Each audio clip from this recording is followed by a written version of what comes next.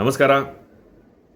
100% ಮತ್ತೆ ಹೇಳ್ಬಿಡ್ತೀನಿ, 100% ಶಿಸ್ತಿನಿಂದ ಏನಾದರೂ ನಿಭಾಯಿಸೋದಾದರೆ ಮಾತ್ರ ಸಾಲ ಅನ್ನೋದು ಒಂದು ಸುಗಮ ಮಾರ್ಗ. ಅಕಸ್ಮಾತ್ ಸ್ವಲ್ಪವೇ ಕಮ್ಮಿ ಆಗೋದಾದ್ರೂ ಸಾಲ ಅನ್ನೋದು ಜೀವನವನ್ನೇ ನಾಶ ಮಾಡಬಲ್ಲದು.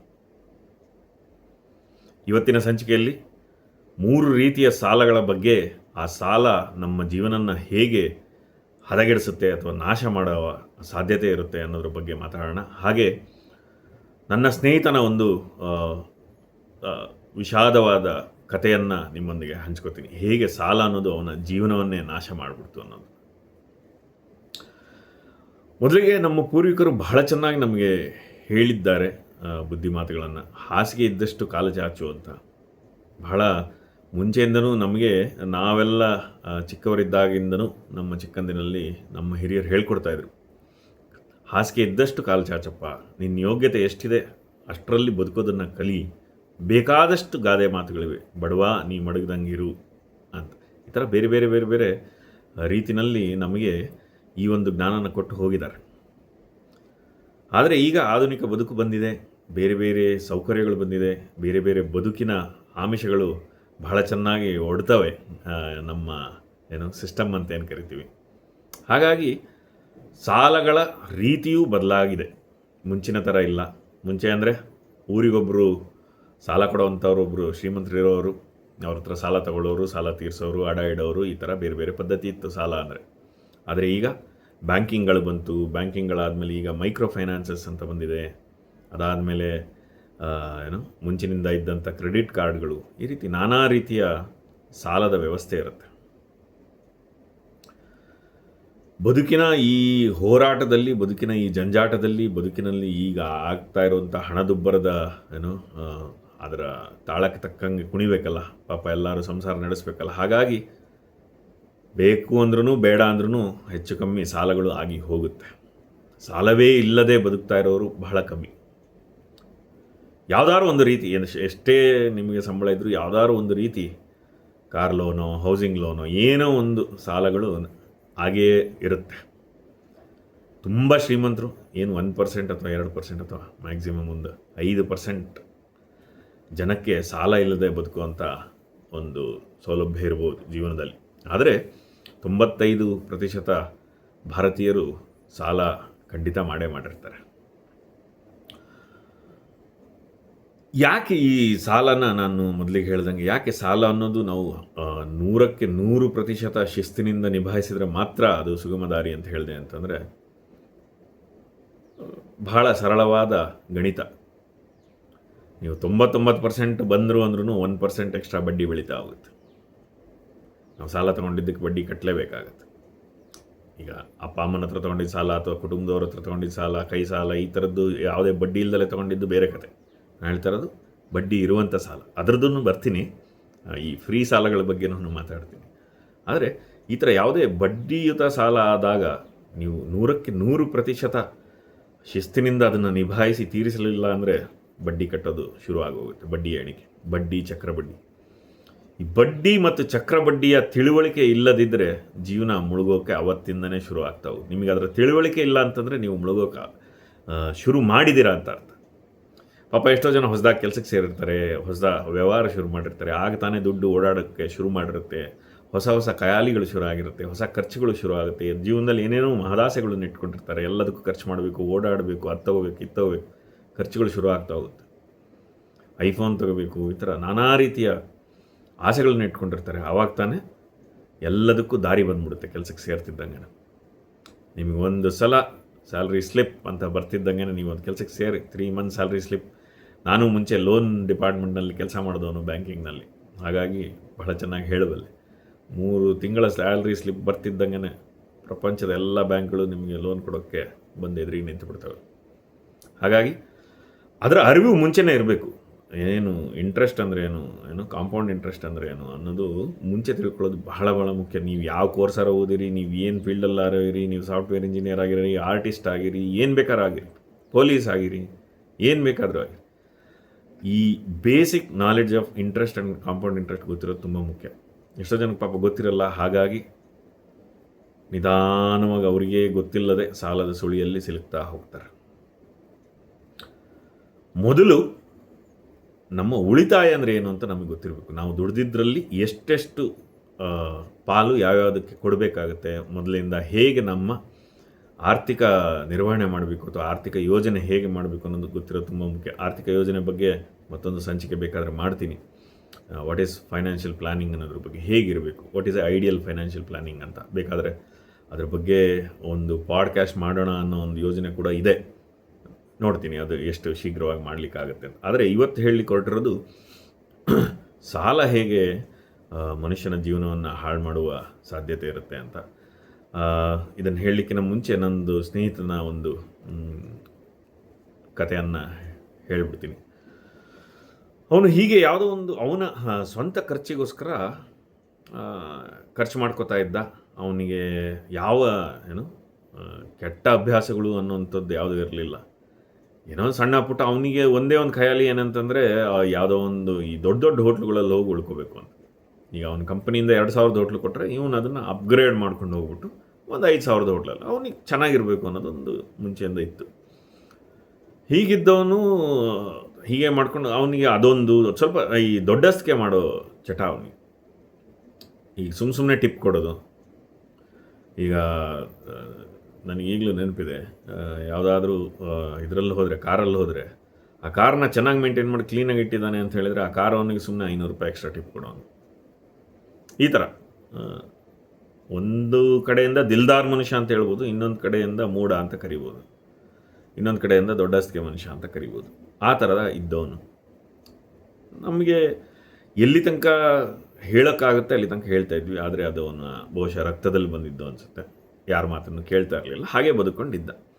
ಅದಾದಮೇಲೆ ಸುಮಾರು ವರ್ಷ ನಮಗೆ ಎಲ್ಲಿದ್ದ ಏನು ಅನ್ನೋದು ಗೊತ್ತಿರಲಿಲ್ಲ. ಅವನ ಪಾಡಿಗೆ ಅವನು ಓಡಾಡ್ಕೊಂಡಿದ್ದ. ಯಾವುದೋ ಒಂದು ಸಾಫ್ಟ್ವೇರ್ ಕಂಪ್ನಿನಲ್ಲಿ ಕೆಲಸ ಮಾಡ್ತಾಯಿದ್ದ. ಮನೆಯಲ್ಲಿ ಸ್ವಲ್ಪ ಕಷ್ಟಗಳಿತ್ತು ಅವನಿಗೆ.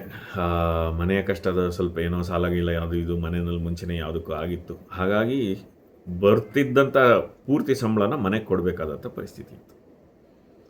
ಸೊ ಅಲ್ಲಿಗೆ ಮನೆಗೆ ಎಲ್ಲ ಅವನ ಸಂಬಳ ಎಲ್ಲ ಮನೆಗೆ ತಲುಪ್ತಾ ಇತ್ತು. ಹಾಗಾಗಿ ಅವನ ಖರ್ಚಿಗೆ ಅಂತ ದುಡ್ಡು ಉಳಿತಾ ಇರಲಿಲ್ಲ. ಅವರವರ ಗಂಡ ಹೆಂಡತಿಯರ ಮಾತುಕತೆ ಏನು ನಡೀತು ಅದು ನಮಗೆ ಗೊತ್ತಿಲ್ಲ. ಆದರೆ ಯಾವುದೋ ಒಂದು ಸಮಯದಲ್ಲಿ ಯಾರೋ ಒಬ್ಬರು ಈ ಈಸಿ ಲೋನ್ಸ್ ಅಂತ ಸಿಗುತ್ತೆ. ಇವಾಗೆಲ್ಲ ನಿಮಗೆ 2,000 ರೂಪಾಯಿಂದ ಹಿಡಿದು 5,000 ರೂಪಾಯಿ ಬೇಕಂದರೆ ಒಂದು ಆ್ಯಪ್ ಡೌನ್ಲೋಡ್ ಮಾಡಿಕೊಂಡು ಏನೋ ಒಂದು ಚಿಕ್ಕ ಫಾರ್ಮ್ಯಾಲಿಟಿ ಮುಗಿಸ್ಬಿಟ್ರೆ ಒಂದು ಲೋನ್ ಕೊಟ್ಬಿಡ್ತಾರೆ, ನೀವು 1 ತಿಂಗಳಲ್ಲಿ ವಾಪಸ್ ಕೊಡಿ ಅಂತ. ಭಾಳ ಈಸಿ ಅನಿಸ್ಬಿಡುತ್ತೆ. ಏನು ಬೇಕಾಗಿಲ್ಲ ನಿಮಗೆ, ಯಾವುದೋ ಒಂದು ಸಾಫ್ಟ್ ಕಾಪಿ ಅಪ್ಲೋಡ್ ಮಾಡಿದರೆ ಸಾಕು, ಅದರಲ್ಲಿ ಒಂದು ಲೋನ್ ಬಂದ್ಬಿಡುತ್ತೆ. ಯಾರು ಏನು ಆ ಆ್ಯಪ್ ಏನು ಎತ್ತ ನೋಡೋದು ಇಲ್ಲ, ನೀವು ಕೇಳಿದ ತಕ್ಷಣ ಕೊಟ್ಬಿಡ್ತಾರೆ. ಇವನು ಅದೇ ಥರ ಶುರು ಮಾಡ್ದ. ಹಿಂಗಿರು ಯಾವುದಕ್ಕೂ 5,000 ರೂಪಾಯಿ ಏನೋ ಬೇಕಾಗಿತ್ತು ಅಂತ 5,000ದಿಂದ ಅವನ ಸಾಲದ ಕತೆ ಶುರುವಾಗಿದೆ. ಇದು ಹೇಗೆ ಗೊತ್ತಾಯಿತು ಆಮೇಲೆ ಹೇಳ್ತೀನಿ. ಅದೊಂದು ಪೊಲೀಸ್ ಸ್ಟೇಷನ್ಗೆ ಹೋಗಿ ದೊಡ್ಡ ಕತೆ ಆದಮೇಲೆ ನಮಗೆ ಗೊತ್ತಾದದ್ದು. 5,000ದಿಂದ ಶುರುವಾದಂಥ ಅವನ ಸಾಲದ ಗಾತೆ. 5,000ಕ್ಕೆ ಶುರು ಮಾಡ್ದ. ಅದಾದಮೇಲೆ ಅದನ್ನು ಬಡ್ಡಿ ಚಕ್ರ ಬಡ್ಡಿ 1 ತಿಂಗಳಲ್ಲಿ ತೀರ್ಸೋಕ್ಕಾಗಲಿಲ್ಲ ಅವನಿಗೆ. ಏನೋ ಒಂದು ಕಮಿಟ್ಮೆಂಟ್ ಏನೋ ಇತ್ತು. ಅಲ್ಲಿಂದ ಮುಂದುವರಿಸ್ಕೊಂಡು ಅದು ಮುಂದುವರೆದು ಹಾಗೆ ಒಂದಕ್ಕೊಂದು ಅದನ್ನು ತೀರ್ಸೋದಕ್ಕೋಸ್ಕರ ಒಂದು ಐಡಿಯಾ ಮಾಡ್ದ. ಒಂದು 2-3 ತಿಂಗಳು ಆಗ್ಬಿಟ್ಟು ಯಾವಾಗ ಅವನ ಮೇಲೆ ಸ್ವಲ್ಪ ಜಾಸ್ತಿ ಒತ್ತಡ ಬೀಳೋಕ್ಕೆ ಶುರು ಆಯಿತು. ಈ 3 ತಿಂಗಳದ್ದು ಆಗೋಗಿದೆ. ಆ 3 ತಿಂಗಳದ್ದು ಎಲ್ಲ ಸೇರಿಸ್ಬಿಟ್ಟು ಒಟ್ಟಿಗೆ ಎಷ್ಟು, ಈ ಒಂದು 25,000 ಅಲ್ವಾ, 25,000 ತೀರ್ಸೋದಕ್ಕೆ ಇನ್ನೊಂದು ಆ್ಯಪಿಂದ ಲೋನ್ ತೊಗೊಂಡ್ಬಿಟ್ಟು ಇದನ್ನು ತೀರಿಸ್ದ. ಹಾಗೆ ಆ ಇನ್ನೊಂದು ಆ್ಯಪಲ್ಲಿ 25,000 ಶುರು ಆಯಿತು. ಆ 25,000ದ್ದು ಕಟ್ಟೋಕ್ಕಾಗಲಿಲ್ಲ ಅವನಿಗೆ. ಹಾಗೆ ಕೇಳೋದಕ್ಕೆ ಬಹಳ ಸರಳ ಅನಿಸ್ಬೋದು, ಆದರೆ ಅವನ ಸುಳಿ ಶುರುವಾಗಿದ್ದಲ್ಲಿಂದ 5,000ದಿಂದ ಶುರುವಾದಂಥ ಸುಳಿ ಆಮೇಲೆ 25,000 ತಲುಪ್ತು. ಹಾಗೆ 25,000 ಅದಾದಮೇಲೂ ಎಲ್ಲೋ ಹೋದ. ಅದಾದಮೇಲೆ ಯಾವುದೋ ಒಂದು ಬೇರೆ ಊರಿಗೆ ಸ್ವಲ್ಪ ದಿನ ಅವನಿಗೆ ಪೋಸ್ಟಿಂಗು ಟ್ರೈನಿಂಗ್ ಆ ಥರ ಏನೋ ಹಾಕಿದ್ರು, ಅಲ್ಲೋದ. ಅಲ್ಲಿ ಸಿಕ್ಕಾಬಟ್ಟೆ ಖರ್ಚು ಮಾಡ್ದ. ಈ ಥರದ್ದು ಬರೀ ದುಂದು ವೆಚ್ಚ, ಈ ಥರದ್ದು ಬೇಡದ ಖರ್ಚುಗಳು. ಆಮೇಲೆ ಈಗ ನಮಗೆ ಅರ್ಹತೆ ಇಲ್ಲ ಅಥವಾ ಯೋಗ್ಯತೆ ಇಲ್ಲ ಅಂದಾಗ ನಾವು ಯಾಕೆ ದೊಡ್ಡದನ್ನು ಬಯಸಬೇಕು? ಈಗ ನನ್ನ ಯೋಗ್ಯತೆಗೆ ನಾನು 20,000ದ ಫೋನ್ ತೊಗೊಳಕ್ಕಾಗುತ್ತೆಪ್ಪ. ಫಸ್ಟ್ ನಮ್ಮ ಯೋಗ್ಯತೆ ಏನಂತ ಗೊತ್ತಿರಬೇಕು, ಅದನ್ನು ಹೇಗೆ ಕ್ಯಾಲ್ಕುಲೇಟ್ ಮಾಡೋದು ಅನ್ನೋದು ಗೊತ್ತಿರಬೇಕು. ಈಗ ನನ್ನ ಯೋಗ್ಯತೆಗೆ ನಾನು 20,000 ಫೋನ್ ತೊಗೊಳಕ್ಕೆ ನಾನು ಯಾಕೆ ಹೋಗಿ 2.5 ಲಕ್ಷದ ಫೋನ್ ತೊಗೋಬೇಕು? ಯಾಕೆ ಬೇಕು ನಿನಗೆ 2.5 ಲಕ್ಷದ ಫೋನು? ಓಕೆ, ಶೋ ಆಫ್ ಮಾಡೋದಕ್ಕೆ ಎಲ್ಲರಿಗೂ ಖುಷಿ ಆಗುತ್ತೆ, ಯಾರಿಗಾಗಲ್ಲ ರೀ. ಆದರೆ ನಮ್ಮ ಜೀವನನ್ನೇ ನಾವು ಏನೋ ಡೇಂಜರಿಗೆ ತಂದ್ಕೊಂಬಿಟ್ಟು ಹೋಗಿ ಶೋ ಆಫ್ ಮಾಡೋವಂಥ ಅವಶ್ಯಕತೆ ಏನು? ಹೀಗೆ ಅದೇನೋ ಪ್ರಾಜೆಕ್ಟ್ ಮಾಡ್ತೀನಿ ಅಂತ ನನ್ನದೇ ಸಪ್ರೇಟ್ ಬಿಸ್ನೆಸ್ ಶುರು ಮಾಡ್ತೀನಿ ಅಂತ ಹೇಳಿ ಐಪ್ಯಾಡ್ ತೊಗೊಂಡ, ಆಮೇಲೆ ಒಂದು ಲ್ಯಾಪ್ಟಾಪ್ ತೊಗೊಂಡ, ಅದಾದಮೇಲೆ ಅದೇನೋ ಒಂದು ಮೊಬೈಲ್ ತೊಗೊಂಡ, ಇನ್ನೇನು ಮಾಮೂಲಿ 2 ಲಕ್ಷದ್ದು ಏನೋ ಆ ಥರದ್ದೇನೋ ಮೊಬೈಲ್ ತೊಗೊಂಡ.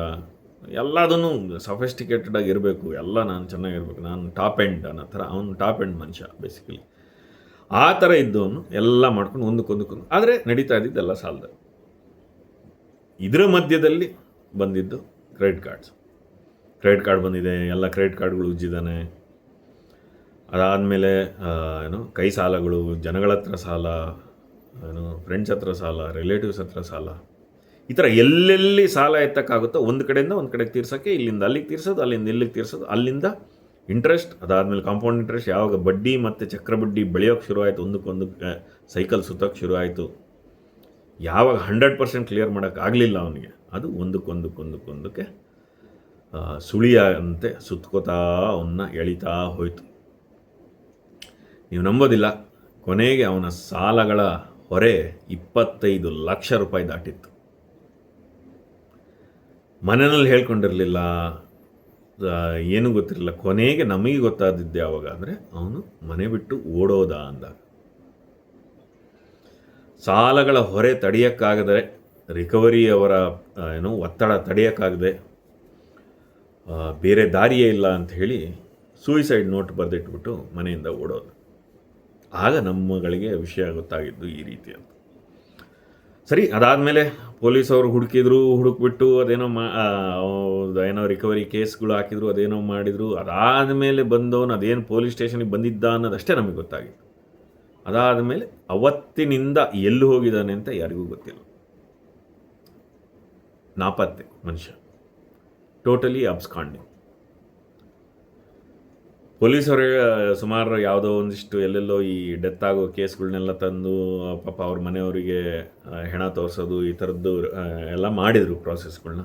ಆದ್ರೂ ಯಾರಿಗೂ ಏನೂ ಗೊತ್ತಾಗಿಲ್ಲ, ಎಲ್ಲಿದ್ದಾನೆ ಏನು ಒಬ್ಬರಿಗೂ ವಿಚಾರ ಗೊತ್ತಿಲ್ಲ. ಇದೆಲ್ಲ ನಡೆದಿದ್ದೇನಕ್ಕೆ? 5,000 ಏನೋ ಬೇಡದ ಖರ್ಚು ಮಾಡೋದಕ್ಕೋಸ್ಕರ ಶುರು ಮಾಡಿದಂಥ ಕಾರ್ಯ. ಈಸಿ ಮನಿ ಅಲ್ಲ, ಜಸ್ಟ್ ಏನೋ ಒಂದು ಆ್ಯಪಲ್ಲಿ ಅಪ್ಲೋಡ್ ಮಾಡ್ದ, ಏನೋ ಒಂದು ಕೊಟ್ಟ. ಆದರೆ ಅದನ್ನು ಆ 5,000ನ ನಾನೊಂದು ತಿಂಗಳಲ್ಲಿ ತೀರಿಸ್ತೀನಿ ಅಂತ ಅಂದ್ಕೊಂಡಿದ್ದ, ಏನೋ ಬರುತ್ತೆ ಆಗುತ್ತೆ. ಆದರೆ ಯಾವಾಗಲೂ ಜೀವನದಲ್ಲಿ ಪ್ಲ್ಯಾನ್ ಬಿ ಅನ್ನೋದು ತುಂಬ ಮುಖ್ಯ.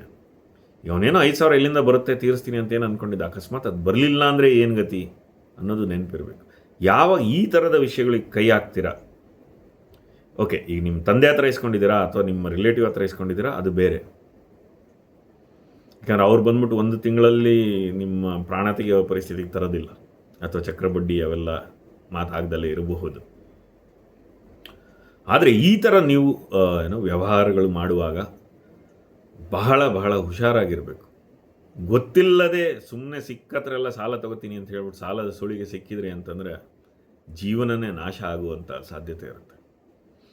ಹೊಸದಾಗಿ ಕೆಲಸಕ್ಕೆ ಸೇರಿದವರು, ಹೊಸದಾಗಿ ದುಡ್ಡಿನ ವ್ಯವಹಾರ ಮಾಡ್ತಾ ಇರೋರು, ಹೊಸದಾಗಿ ಕೈಯಲ್ಲಿ ಯಾರಿಗೆ ದುಡ್ಡು ಓಡಾಡ್ತಾ ಇದೆ, ದಯವಿಟ್ಟು ಸಾಲದ ಹೊರೆ ಹೇಗಿರುತ್ತೆ ಅನ್ನೋದ್ರ ಬಗ್ಗೆ ಸ್ವಲ್ಪ ಅರಿವಿರಲಿ. ಸಿಕ್ಕ ಕಡೆ ಎಲ್ಲ ಸಾಲ ಮಾಡಬೇಡಿ. ಸಾಲ ಏನು ಕೊಡೋರು ತುಂಬ ಚೆನ್ನಾಗಿ ಕೊಟ್ಬಿಡ್ತಾರೆ ರೀ. ಸೋಷಿಯಲ್ ಮೀಡಿಯಾಗಳಲ್ಲಿ ಒಂದು ಜೋಕ್ ಓಡಾಡ್ತಾ ಇರುತ್ತೆ. ಈ ಸಾಲ ಕೊಡೋರು ಫೋಟೋ ತೋರಿಸ್ಬಿಟ್ಟು ಈ ಒಳ್ಳೆ ಚೆನ್ನಾಗಿರೋ ಸುಂದರವಾಗಿರುವಂಥ ಟೆಲಿಕಾಲರ್ಸ್ದು ಫೋಟೋ ಹಾಕಿ ಒಂದು ಪೋಸ್ಟ್ ಬರುತ್ತೆ, ಸಾಲ ಕೊಡೋರು ಹಿಂಗಿರ್ತಾರೆ ಅಂತ. ಸಾಲ ರಿಕವರಿ ಮಾಡೋರ್ದು ಒಂದಿಷ್ಟು ಜನ ಬಾಡಿ ಬಿಲ್ಡರ್ಸ್ ಥರ ಇರೋರ್ದು ಒಂದು ಫೋಟೋ ಹಾಕಿ ಒಂದು ಮೀಮ್ ಯಾವಾಗಲೂ ಓಡಾಡ್ತಾ ಇರೋದು ಸೋಷಿಯಲ್ ಮೀಡಿಯಾದಲ್ಲಿ ನೋಡಿರ್ತೀರ ಬಹುಶಃ. ಆ ಥರ ಸಾಲ ಕೊಡಬೇಕಾದ್ರೆ ಬಹಳ ಸಿಹಿಯಾಗಿ ಹಿತವಾಗಿ ಮಾತಾಡಿ ನಿಮಗೆ ಸರ್ ತಗೊಳ್ಳಿ ಸರ್, ಆಯಿತು ಸರ್, ಓಕೆ ಸರ್ ಅಂತ ಕೊಡ್ತಾರೆ. ಯಾಕೆಂದರೆ ಅವ್ರದ್ದು ವ್ಯವಹಾರ ರೀ, ಅವ್ರ ಕೆಲಸನೇ ಅದಲ್ವೇನ್ರಿ, ಪಾಪ ಅವ್ರದ್ದು ಜೀವನ ನಡಿಬೇಕಲ್ಲ. ಸಾಲ ವಸೂಲಿ ಮಾಡುವಾಗ ಅದರ ಇದೇ ಬೇರೆ, ಅದರ ಟೋನೇ ಬೇರೆ. ಹಾಗಾಗಿ ಸಾಲಕ್ಕಿಂತ ಮುಂಚೆ ನಿಮಗೆ ಅರಿವಿರಲಿ ಸಾಲದ ಹೊರೆ ಹೇಗಿರುತ್ತೆ ಅಂತ. ನಿಮಗೆ 100ಕ್ಕೆ 100% ಅದನ್ನು ತೀರಿಸುವ ಯೋಜನೆ ಇಲ್ಲದಿದ್ದಲ್ಲಿ ಸಾಲ ಮಾಡುವುದು ಒಳಿತಲ್ಲ. ಈಗ 3 ಥರ ಸಾಲದ ಬಗ್ಗೆ ಹೇಳ್ತೀನಿ ರೀ. ಒಂದು, ಈಗ ಸ್ನೇಹಿತರ ಹತ್ರ ಮಾಡುವಂಥದ್ದು ಅಥವಾ ಮನೆಯವ್ರ ಹತ್ರ ಮಾಡುವಂಥದ್ದು, ಅಪ್ಪ ಅಮ್ಮನ ಹತ್ರ ಯಾರ ಹತ್ರನಾದ್ರು ಮಾಡುವಂಥ ಕೈ ಸಾಲಗಳು.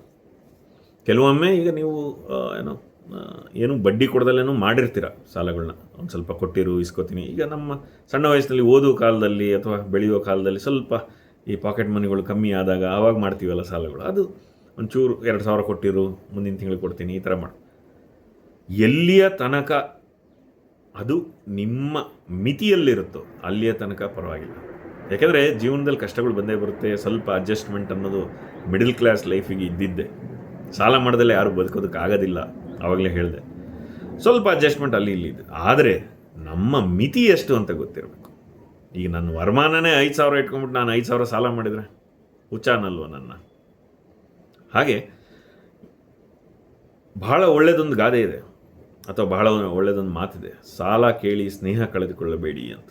ಎಷ್ಟೋ ಅಂಗಡಿಗಳ ಮುಂದೆ ಹಾಕೋರು ಮುಂಚೆ ಎಲ್ಲ ನೋಡಿರ್ತೀರ ನೀವು. ಏನಾದ್ರ ಅರ್ಥ? ಸ್ನೇಹ ಸಹಿತ ಕಳ್ಕೊತೀರ ನೀವು ಸಾಲ ಮಾಡಿದರೆ. ದುಡ್ಡಿನ ವಿಚಾರ ಬಹಳ ಬಹಳ ಮುಖ್ಯ. ಸಂಬಂಧಗಳನ್ನು ಹಾಳು ಮಾಡೋದೇ ದುಡ್ಡು. ಈ ವಿಚಾರವಾಗಿ ಆಲ್ರೆಡಿ ನಾನೊಂದು ಸಂಚಿಕೆ ಮಾಡಿದ್ದೀನಿ, ಹೇಗೆ ದುಡ್ಡಿನ ವ್ಯವಹಾರ ಇರಬೇಕು ಅಂತ. ಬೇಕಾದ್ರೆ ಅದರ ಲಿಂಕ್ ಶೇರ್ ಮಾಡ್ತೀನಿ, ನೋಡಿ. ಆದರೆ ಸಂಬಂಧಿಕರ ಹತ್ರನೂ ಸ್ನೇಹಿತರ ಹತ್ರನೂ ಸಾಲ ಮಾಡಬೇಕಾದ್ರೆ ದಯವಿಟ್ಟು ಹುಷಾರಾಗಿರಿ. ನಿಮಗೆ ತೀರಿಸುವ ಯೋಗ್ಯತೆ ಇದ್ದರೆ ಮಾತ್ರ ಸಾಲ ಮಾಡಬೇಕು. ಯಾವಾಗಲೂ ಆಮೇಲೆ ಬಂದಿದ್ದು ನೋಡ್ಕೊಳ್ಳೋಣ, ಅದಾದಾಗ ನೋಡ್ಕೊಳ್ಳೋಣ ಅಂತ ಮಾಡಿದರೆ ನಿಮ್ಮ ಸಂಬಂಧ ಖಂಡಿತ ಹದಗೆಡಿಸ್ಕೋತೀರ, ಸಂಬಂಧಗಳನ್ನು ಕಳ್ಕೊತೀರ. ನಾಳೆ ನಿಮಗೆ ಒಂದು 3 ಕಾಸಿನ ಮರ್ಯಾದೆ ಕೂಡ ಇರೋದ್ರೆ ಇಲ್ಲ. ನಿಮ್ಮನ್ನು ನೋಡಿದರೆ ಜನ ತಲೆ ತೆರೆಸ್ಕೊಂಡು ಆ ಕಡೆ ಹೋಗ್ಬಿಡ್ತಾರೆ ಬಚ್ಚಿಟ್ಕೊಂಡು.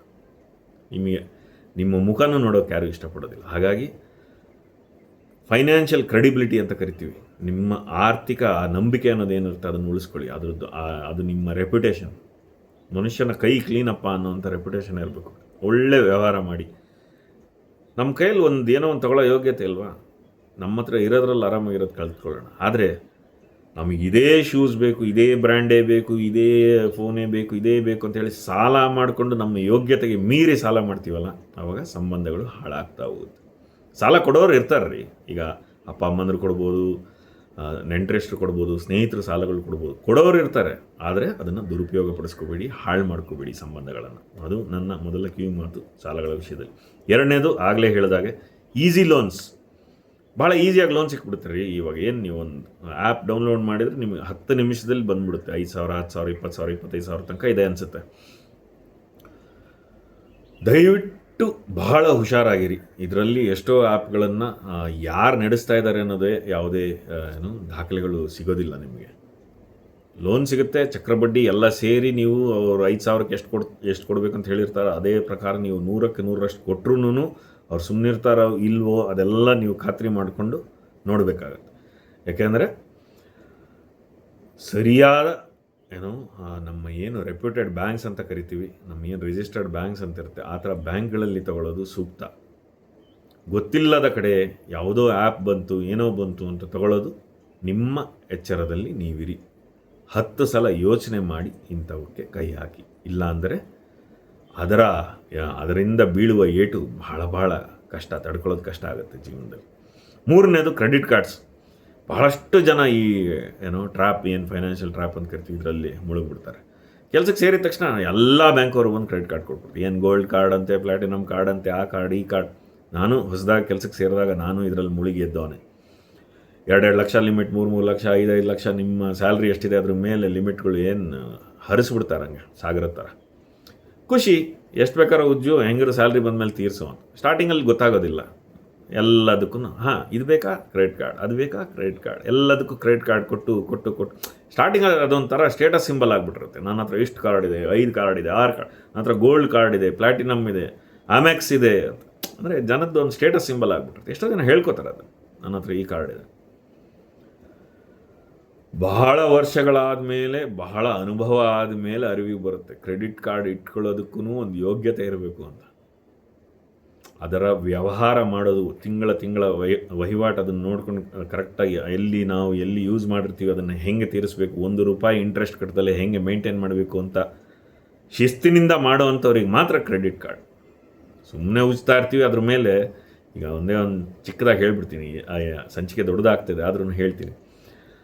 ಈಗ ಕ್ರೆಡಿಟ್ ಕಾರ್ಡಲ್ಲಿ ನಾವು 20,000 ಉಜ್ಜಿದ್ರೆ ಅದನ್ನು ಮುಂದಿನ ಡ್ಯೂ ಡೇಟ್ನಲ್ಲಿ ಆ 20,000ನೂ ತೀರ್ಸೋ ಆಗಿದ್ದರೆ ಮಾತ್ರ ಕ್ರೆಡಿಟ್ ಕಾರ್ಡ್ ಉಪಯೋಗ ಬರುತ್ತೆ. ಅಕಸ್ಮಾತ್ ನೀವು 20,000 ಉಜ್ಕೊಂಬಿಟ್ಟು ಈಗ ನೆಕ್ಸ್ಟ್ ಏನು ನಮಗೆ ಡ್ಯೂ ಡೇಟ್ ಬರುತ್ತೆ ಅವಾಗ ಬರೀ ಅದರ ಇಂಟ್ರೆಸ್ಟ್ ಏನು ಬರುತ್ತಲ್ಲ ಇಷ್ಟು ಪರ್ಸೆಂಟ್ ಅಂತ, ಈಗ ಏನು ಒಂದು ಮಿನಿಮಮ್ ಪೇಮೆಂಟ್ ಅಂತ ಕೊಡ್ತಾರೆ ನಿಮಗೆ, 1,500 2,000 ಇಷ್ಟು ಪರ್ಸೆಂಟೇಜ್ ಅಂತ ಇರುತ್ತೆ. ಆ ಮಿನಿಮಮ್ ಅಮೌಂಟ್ ಏನಾರು ಕಟ್ತೀನಿ ಅಂತ ನೀವು ಕ್ರೆಡಿಟ್ ಕಾರ್ಡ್ ಯೂಸೇಜ್ ಮಾಡೋಕ್ಕೆ ಶುರು ಮಾಡಿದರೆ ನೀವು ಆ ಸುಳಿಯನ್ನು ಎಂಟ್ರ್ ಆಗಿದ್ದೀರಾ ಅಂತ ಅರ್ಥ. ದಯವಿಟ್ಟು ಇದನ್ನು ನಿಮ್ಮ ಜೀವನದಲ್ಲಿ ಎಷ್ಟು ಬೇಗ ಆಗುತ್ತೋ ಅಷ್ಟು ಬೇಗ ಅರ್ಥ ಮಾಡ್ಕೊಳ್ಳಿ. ಫೈನಾನ್ಷಿಯಲ್ ನಿಮಗೆ ಅದು ಅನ್ನಿಸ್ಬೋದು ಫೈನಾನ್ಷಿಯಲ್ ಫ್ರೀಡಮ್ ಅಂತ, ಆದರೆ ನಿಮಗೆ ಆ ಫೈನಾನ್ಷಿಯಲ್ ಡಿಸಿಪ್ಲಿನ್ ಇದ್ದರೆ ಮಾತ್ರ it will become financial freedom. ನಿಮಗೆ ಆ ಶಿಸ್ತಿಲ್ಲ ಅಂತಂದರೆ, ನೀವು ತಿಂಗಳ ಅದನ್ನು ತೀರ್ಸೋಕ್ಕಾಗಲ್ಲ ಅಂದರೆ ದಯವಿಟ್ಟು ಬಳಸಬೇಡಿ. ಹುಷಾರಾಗಿರಿ, ಎಚ್ಚರ ವಹಿಸಿ. ಇಲ್ಲಾಂದರೆ ಜೀವನಗಳೇ ಕಷ್ಟಕರವಾದ ಪರಿಸ್ಥಿತಿಗೆ ತಲುಪಿಬಿಡ್ತವೆ. ಈ ಕಿವಿ ಮಾತು ಹೇಳಿದ್ದೀನಿ ನಿಮ್ಮ ಉಪಯೋಗಕ್ಕೋಸ್ಕರ.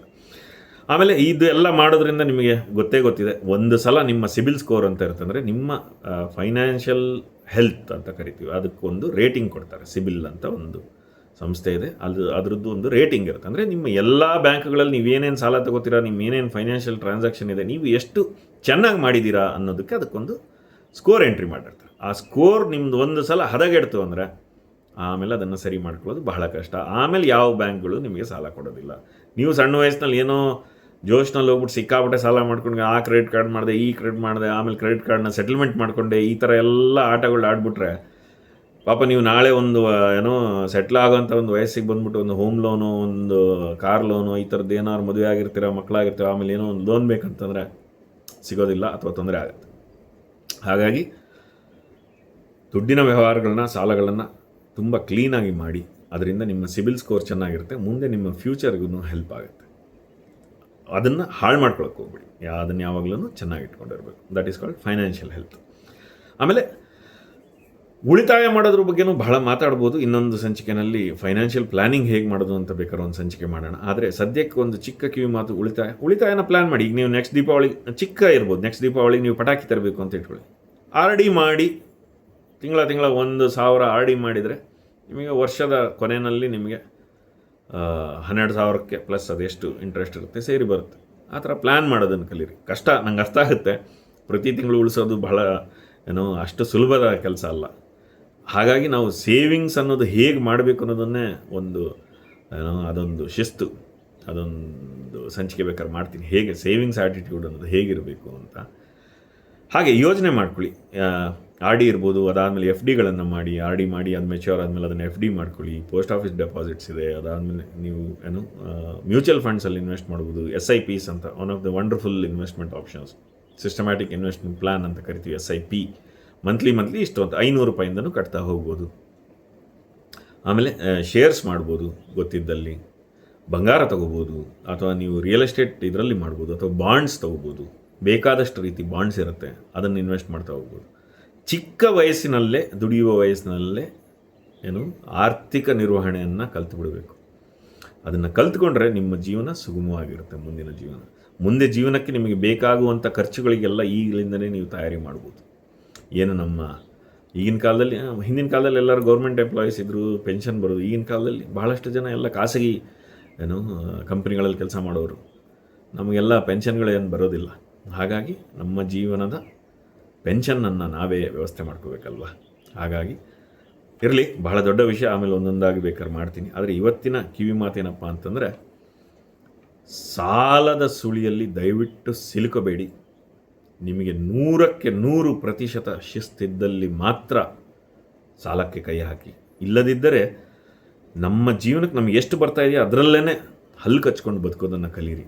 ಅಲ್ಲಿ ತನಕ ಎಷ್ಟೋ ಜನ ಪಾಪ EMIಗಳು ಅದು ಇದು ಅಂತ ಮಾಡಿಕೊಂಡು, ಎಷ್ಟೇ ಅಂದರೆ ಈಗ ಅವರು 1,00,000 ಸಂಬಳ ಇರಲಿ, 10,000 ಸಂಬಳ ಇರಲಿ, ಅಥವಾ ₹1,00,00,000 ತಿಂಗಳಿಗೆ ಸಂಬಳ ಬರುವಂಥವ್ರು ಇದ್ದಾರೆ. ಅವರ ಸ್ಯಾಲರಿಯ 70% 80% ಅಷ್ಟು EMIಗೆ ಹೋಗೋ ಥರ ಮಾಡ್ಕೊಂಬಿಟ್ಟಿರ್ತಾರೆ. ಅಷ್ಟು ಸಾಲಗಳು ಮಾಡ್ಕೊಂಬಿಟ್ಟಿರ್ತಾರೆ.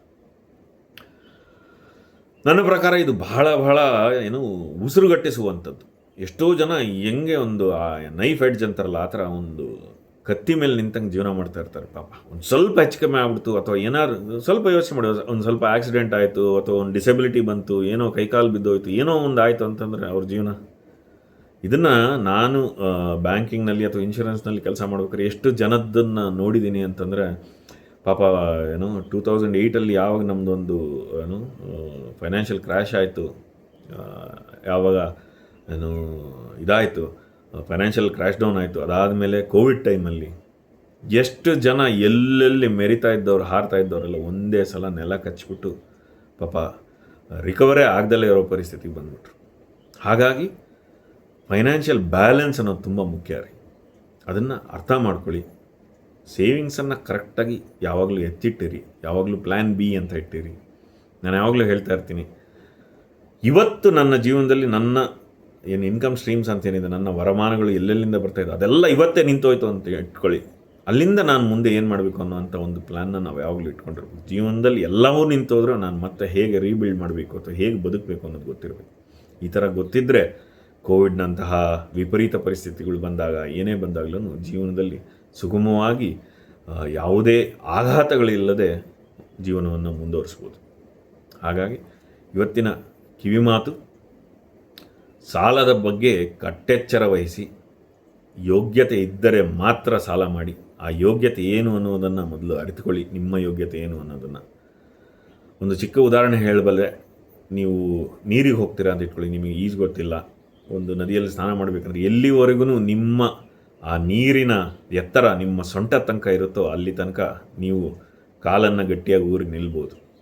ಸೊಂಟಕ್ಕಿಂತ ಕೆಳಗಡೆ ಇದ್ದರೆ ನೀವು ಗಟ್ಟಿಯಾಗಿ ನಿಲ್ಬೋದು. ಯಾವಾಗ ನೀರಿನ ಎತ್ತರ ನಿಮ್ಮ ಸೊಂಟಕ್ಕಿಂತ ಮೇಲೆ ಬರುತ್ತೆ, ಆವಾಗ ನಿಮಗೆ ನೀರಲ್ಲಿ ನಿಲ್ಲೋದು ಕಷ್ಟ ಆಗುತ್ತೆ, ಯಾಕಂದರೆ ನೀರಿನ ಹರಿವಿರುತ್ತೆ. ಹಾಗೆ ಅದನ್ನು ನೀವು ಎಲ್ಲಿವರೆಗೂ ಇಟ್ಕೋಬೇಕು. ಆ ನೀರು ಅನ್ನೋದು ನಿಮ್ಮ ಸಾಲಗಳು ಅಂತ ಅಂದ್ಕೊಳ್ಳಿ. ಆ ಸಾಲಗಳು ಅನ್ನುವ ರಭಸ ನಿಮ್ಮ ಕುತ್ತಿಗೆ ತನಕ ಬಂದರೆ ನೀವು ಎಷ್ಟೇ ಗಟ್ಟಿ ಇರಲಿ, ನಿಮ್ಮ ಕಾಲು ಎಷ್ಟೇ ಗಟ್ಟಿ ಇರಲಿ, ಏನೇ ನಿಮ್ಮ ಪರಿಸ್ಥಿತಿ ಇರಲಿ, ಆ ರಭಸಕ್ಕೆ ನೀವು ನಿಲ್ಲೋದಕ್ಕಾಗೋದಿಲ್ಲ. ದೇಹವನ್ನು ನೂಕುತ್ತೆ. ಹಾಗಾಗಿ ಇನ್ನು ಮೂಗಿಗಿಂತ ಮೇಲೆ ಬಂದರೆ ಅಷ್ಟೇ ಅಲ್ವಾ. ಹಾಗಾಗಿ ಆ ನೀರಿನ ಥರ ಭಾವಿಸಿ, ನೀರು ನಿಮ್ಮ ಮೊಣಕಾಲು ತನಕ ಇದ್ದರೆ ಸುರಕ್ಷಿತ. ಸೊಂಟ ತನಕ ಬಂದರೆ ತಡ್ಕೋಬೋದು, ಬದುಕೋ ಸಾಧ್ಯತೆ ಇರುತ್ತೆ. ಸೊಂಟಕ್ಕಿನ ಮೇಲೆ ಬಂದರೆ ಗ್ಯಾರಂಟಿ ಇರೋದಿಲ್ಲ. ಹಾಗೆ ಸಾಲ ಎಷ್ಟು ಹಿತವಾಗಿ ಮಾಡಬೇಕು, ಎಷ್ಟು ಮಿತವಾಗಿ ಮಾಡಬೇಕು, ನಮ್ಮ ಯೋಗ್ಯತೆ ಏನು, ಅದಕ್ಕೆ ತಕ್ಕಂತೆ ಸಾಲದ ವಿಷಯಕ್ಕೆ ಕೈ ಹಾಕಿ ಸಾಧ್ಯವಾದಷ್ಟು ಸಾಲವಿಲ್ಲದೆ ಬದುಕುವ ಪ್ರಯತ್ನ ಮಾಡಿ. ಕಷ್ಟ ಜೀವನದ ಜಂಜಾಟದಲ್ಲಿ ಮಾಡಲೇಬೇಕಾಗತ್ತೆ, ಸ್ವಲ್ಪ ಆಚೆ ಈಚೆ ಆಗತ್ತೆ. ನೋಡಿಕೊಂಡು ಎಚ್ಚರದಿಂದ ನಿಮ್ಮ ಕೈಲಾದಷ್ಟು ಎಷ್ಟು ಶಿಸ್ತಿನಿಂದ ತೀರಿಸ್ಲಿಕ್ಕಾಗುತ್ತೋ ಅಷ್ಟು ಮಾತ್ರ ಸಾಲ ಮಾಡ್ಕೊಳ್ಳಿ. ಇನ್ನು ಮಿಕ್ಕಿದ್ದು ಹಲ್ಲು ಕಚ್ಚಿ ಬದುಕಿ ಶಿಸ್ತಿನ ಬದುಕನ್ನು ಮುಂದುವರಿಸಿ. ನೀರು ನೆನಪಿರಲಿ, ಅದರ ಲೆವೆಲ್ಲು ಒಂದು ಲಿಮಿಟಲ್ಲಿದ್ದರೆ ಒಳ್ಳೆಯದು, ಇಲ್ಲ ಅಂದರೆ ಅಪಾಯ ಕಾದಿದ್ದು. ಏನು ಅನ್ನಿಸ್ತು ನಿಮಗೆ? ಈ ಸಂಚಿಕೆ ಉಪಯುಕ್ತ ಅನಿಸಿದರೆ ಕಮೆಂಟ್ನಲ್ಲಿ ನಿಮ್ಮ ಅನಿಸಿಕೆಯನ್ನು ತಿಳಿಸಿ. ಶುಭವಾಗಲಿ.